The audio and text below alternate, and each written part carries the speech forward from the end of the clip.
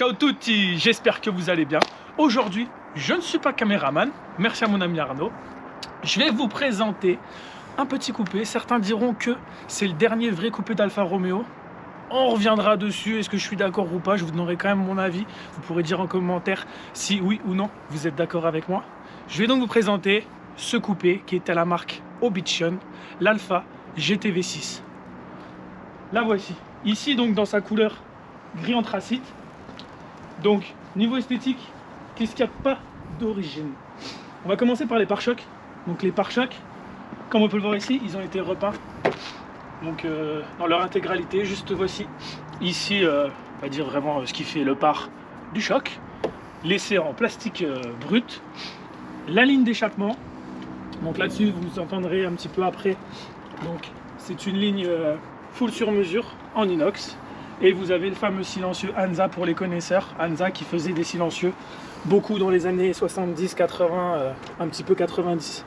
Pour les Ferrari, les Alfa, etc. Tout ce qui était italien, même pour les Abarth. On peut en voir aussi sur les Fiat Ritmo. Abarth de préférence. Ici on continue. Donc c'est une phase 2. Phase 2 donc de 84. Qu'est-ce qui diffère un petit peu? Ça va être au niveau du bas ici. On est en couleur carrosserie, on va pas être en noir comme les phases 1. Ensuite les jantes, pas d'origine mais c'était une option à l'époque Alfa Romeo, les Ronald donc en 15 pouces, 5 trous elles sont en 15 pouces, si vous voulez du 14 ce sera du 3 trous. Est-ce que c'est les vraies jantes? Non, c'est des répliques pour ceux qui connaissent, hein, comme ça on ne mettra pas dans les commentaires que c'est les fausses. Alors oui, c'est les fausses. Voilà. Ensuite, à l'avant, d'origine ce sont des feux blancs. Donc moi j'ai préféré des jaunes, je trouve que ça lui va un petit peu mieux. Surtout quand elle est en carrosserie grise comme ça ou rouge. Le jaune ça lui va très bien. Après quand on part sur du gris clair, pourquoi pas des feux blancs éventuellement. Niveau esthétique c'est tout. Donc qu'est-ce qu'elle a de particulier cette Alfa GT V6 pour les alfistes? Comme je vous le disais, c'est le dernier vrai coupé, on va dire ça. Pourquoi? Parce que c'est encore l'air 100% Alfa Romeo. Ce qui fait que, du coup, c'est encore une propulsion. Les Alfa, jusqu'au rachat de Fiat, ont toujours été des propulsions. Donc là, c'est une conception transaxe, ce qui veut dire moteur à l'avant, boîte à l'arrière. Répartition des masses 50-50, on est tout bon, ça c'est parfait. Le seul petit hic, vous vous doutez bien, le levier de vitesse est à l'avant, la boîte est à l'arrière. Du coup, pour passer les rapports sur les premiers modèles, même tous les GTV6, c'est pas simple. Rétrograder de la 3 à la 2, bah, il faut avoir des bonnes jambes, rétrograder, faire un quadruple débrayage, et ça se passe pas trop mal. Ici, donc, elle a une boîte de 75 et une tringlerie de 75. Donc pour ceux qui connaissent, 75, c'est la berline d'Alfa Romeo, à peu près des mêmes années, qui est sortie un petit peu plus tard, fin des années 80, et qui a fini en 92. Donc là, les vitesses bassent beaucoup mieux. Rétrogradage, il n'y a aucun souci là-dessus. Ce modèle-là lui emprunte aussi le moteur. Il faut savoir que d'origine, c'est un V6 2,5 litres qui fait 160 chevaux. Donc comme son nom l'indique, GT V, donc Grand Tourisme Véloce. Véloce, ouais, pas trop véloce, avec 160 chevaux. C'est vraiment plus une GT. Les amortisseurs d'origine sont un petit peu mous, le moteur à l'oreille est très sympa, mais voilà, c'est pas un foudre de guerre. Si on veut faire des temps, on prend un GT V4 pour 4 cylindres du coup, un petit peu moins puissant, 130 chevaux pour le 2 litres. On ira presque aussi vite, en tout cas sur circuit, tant qu'il n'y a pas des grandes lignes droites. Ici donc c'est un 3 litres de 75 QV, donc qui fait plus ou moins 200 chevaux avec la ligne qui est libérée. La boîte qui va avec l'autobloquant, bien mieux pour ceux qui connaissent, donc c'est les deux roues qui tournent ensemble, voilà, pour éviter d'avoir le cul qui part dans tous les sens et avoir une bonne motricité et pouvoir faire des petits donuts aussi, ça c'est important. donc c'est bien mieux.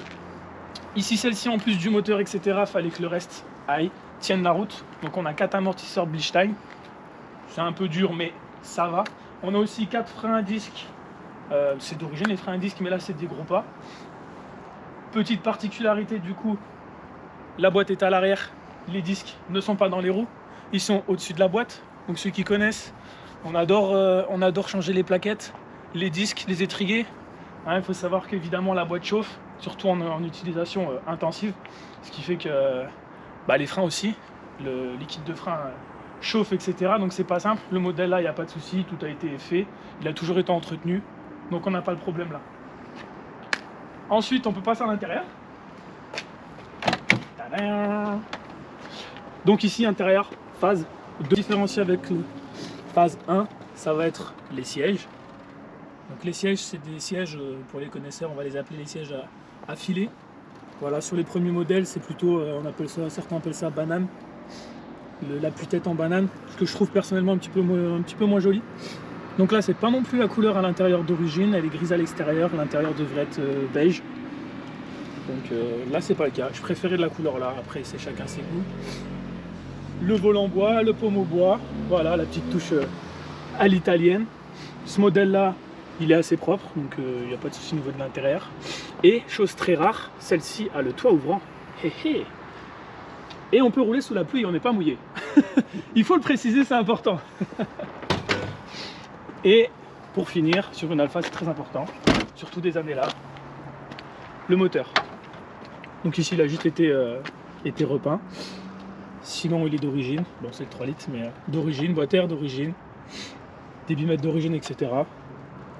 Juste repeint en rouge pour lui donner une petite bouille plus mignonne. Voilà. Conception plutôt simple de l'automobile, on n'a pas d'électronique. Ça évite tous les soucis d'ailleurs des voitures actuelles, c'est tant mieux. Bon Arnaud, il est temps de passer à l'essai route pour entendre tout ça. Je vais la mettre en route et puis je vais vous faire écouter ça lors d'un petit essai routier. A tout de suite.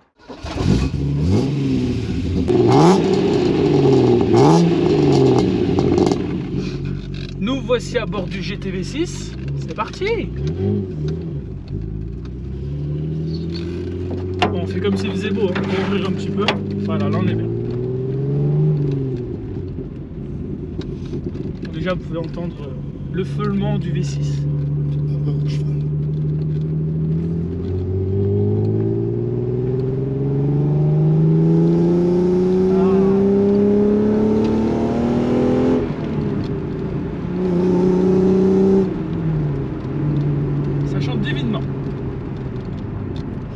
Pareil, le son entre le 2,5 litres et le 3 litres est très légèrement différent.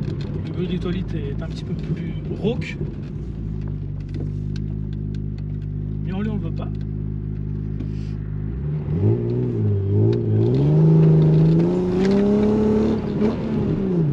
Avec l'autobloquant, voilà, on peut faire ça.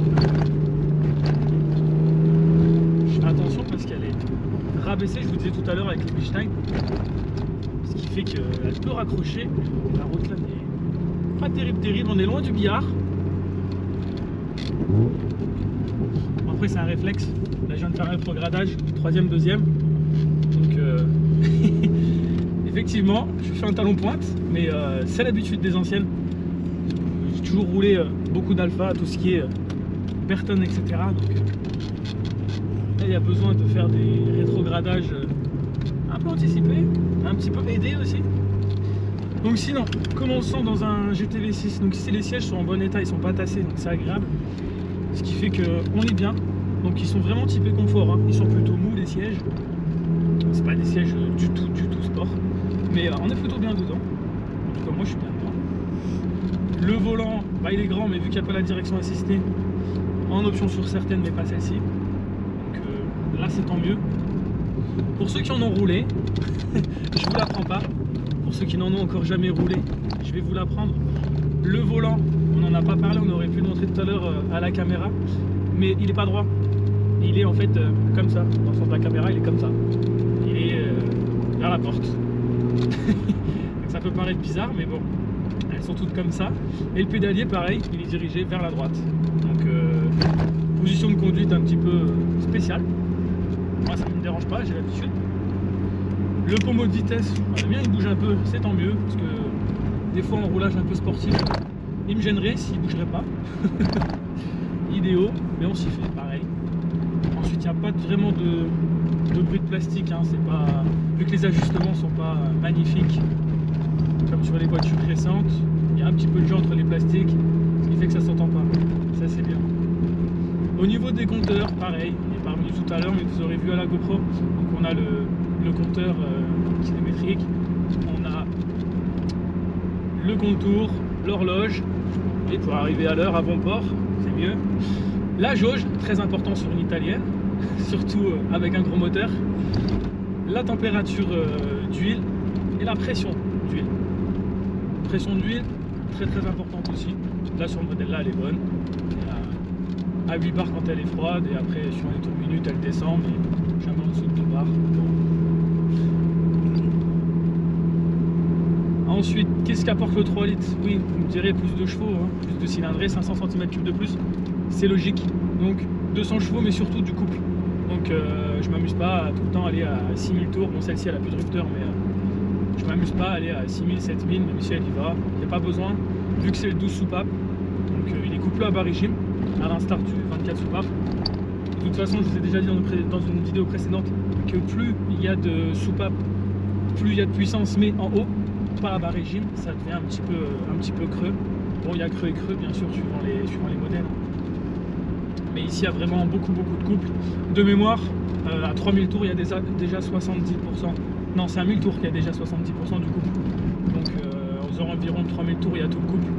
Ce qui fait que pour rouler, pour cruiser, on est bien. Ici un passage à niveau, je vais ralentir parce que vous voyez c'est des plumes, surtout l'échappement. Je l'ai déjà laissé par terre 3 fois.